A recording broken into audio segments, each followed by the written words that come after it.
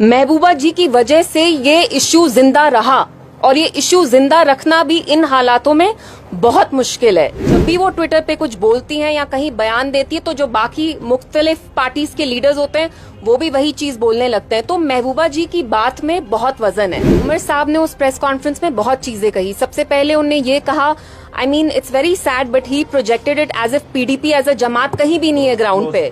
लेकिन मैं एनसी की लीडरशिप को याद दिलाना चाहती हूँ कि उनके टॉप लीडर्स वो फारूक साहब हो, उमर साहब हो, वो खुद इलेक्शन हारे हैं और वो पीडीपी के मेंबर्स, काजी साहब ने उनको हरवाया गांदरबल में 2002 में, फारूक साहब को एज मेंबर पार्लियामेंट हरवाया तारिक साहब ने बाय अ ह्यूज मार्जिन।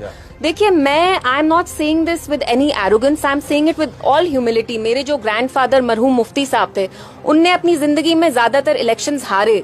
तो इलेक्शन ना जीतना आपको डिफाइन करता है और ना इलेक्शन हारना। हार जीत पॉलिटिक्स में चलती रहती। तो ये लॉजिक बड़ा अजीब सा है क्योंकि आप भी हारे हैं, हम भी हारे हैं, आप भी जीते हैं, हम भी जीते हैं।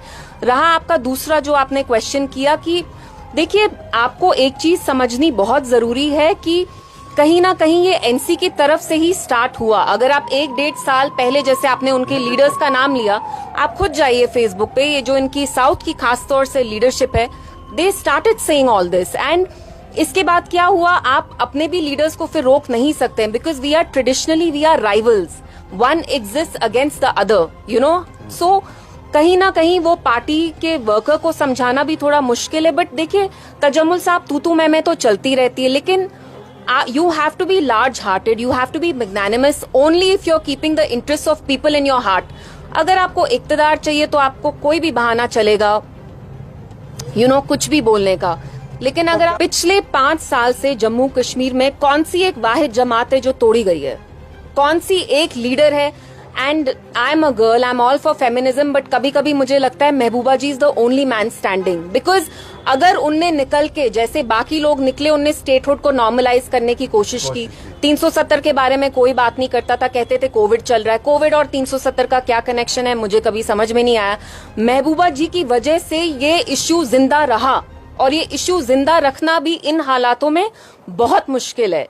सो she kept the issue alive. Mehbooba ji as a pressure point भी वर्क कर रही हैं, इन द सेंस कि आपने नोटिस किया होगा, जब भी वो ट्विटर पे कुछ बोलती हैं या कहीं बयान देती है तो जो बाकी मुख्तलिफ पार्टीज के लीडर्स होते हैं वो भी वही चीज बोलने लगते हैं। तो महबूबा जी की बात में बहुत वजन है, you know, that's what I am trying to say. And आपको पता है, पूरा अलायंस उनका ब्रेन चाइल्ड था एंड उनने कभी भी ये अपनी अना या ईगो का मसला नहीं बनाया। तो now when I hear other parties का leaders talking with so much arrogance, क्यों आपको इतनी एरोगेंस रखनी है? You know, be humble, show a little humility. हम सबको किसी भी बात का गुरूर नहीं होना चाहिए, ये चलता रहता है पॉलिटिक्स में।